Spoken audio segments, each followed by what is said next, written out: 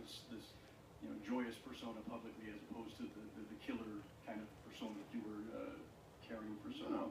I'm both. I'm both. Just like everybody in this room. You know, it's a very simple concept when you think about it. And we're all both. We all have a little hero and villain inside of us, man. And, it's just depending on perspective. One day we were driving back from school with my kids. We were having a conversation about villains in movies. And I think we were talking about Voldemort or something. And they asked me, so what makes a villain a villain? And I was like, oh, is this like one of those daddy moments where you can't mess this up sort of thing? And I said, me and my kids were all allergic to bees. And so I asked, I said, if the bee is flying around your head, what are you going to do? She said, well, I'm going to take a magazine, I'm going to roll it up, I'm going to try to knock it out for you. I said, okay, well, to use the bee, the hero or the villain? She said, well, the villain. I said, well, what about the bee that's flying around minding its own business? Is it the hero or the villain? Are you the hero? She goes, well, I would be the villain. I said, well, exactly. It's all a matter of perspective. All right, so that's a simple way to describe it. I think we all are both. It depends what perspective you're looking at it from. Kobe, 2 questions. First, if you try to summarize what happened tonight, it will be like this.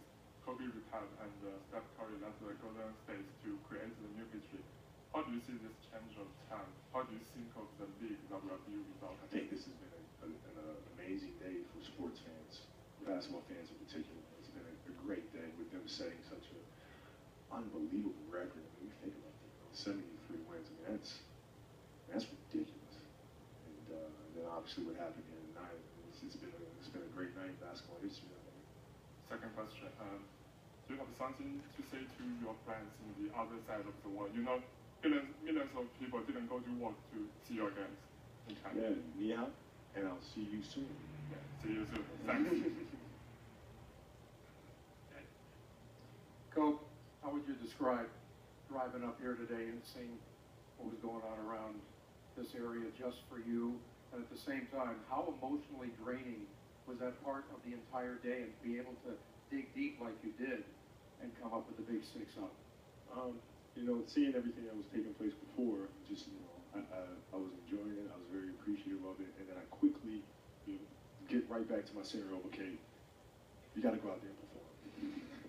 And so I was able to focus and try not to get too emotional. I feel like that would take away from the performance. Even despite my best efforts, you can still see at the start of the game, still nervous, still emotional about it, and had to settle down. So I was tired, man. I was tired, but you got to push through it. I mean, this is, saving for what? I was just hoping I didn't hurt something. That would be a buzzkill. Go right here.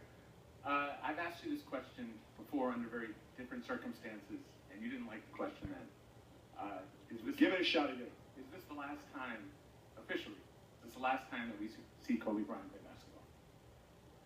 Well, I mean, now with Twitter and Instagram and all sorts of stuff, you might catch a glimpse of me shooting at a gym or something, a playground or something like that. I mean, it's about it. Oh yeah. I feel great. I feel I'm extremely happy. This is like a very joyful day to be able to have this experience and have this moment. But I would never play an NBA game again. I know a lot of people say, you never say never. Never. Kobe, thank you very much, first of all, on behalf of my organization and all Turkish fans and all other international fans all over the world. When you entered the locker room for the last time after seeing your jersey, number 24, what kind of emotions came to your mind? That's what I thought. I was like, man, this is really happening. This is really happening. And I had those moments all day today where, the memories. As we say goodbye to Kobe, a new era of greatness is happening in Golden State. Steph Curry at the podium speaking on the Warriors' 73rd win of the season, breaking the NBA record, and his 46 points tonight. Let's listen in live. I mean, I knew how close I was, so I talked to Coach this morning, and I was telling him a little story about, I think, 2 or 3 years ago, whenever I broke the record the first time. I was kind of nervous. nervous, and it was in Portland. It was our last game of the season, and I needed 2 threes to break, and I was kind of nervous because I was forcing it, just because I was aware of it. So just tried to have the approach to that tonight coming in. Obviously, we want to win the game and want to keep the flow of our offense and not, break that just to, launch threes. But at a certain point, about 8 minutes in the first quarter, I was able to kind of toe the line a couple times, knock it down, and things started to flow. And I was searching for it at that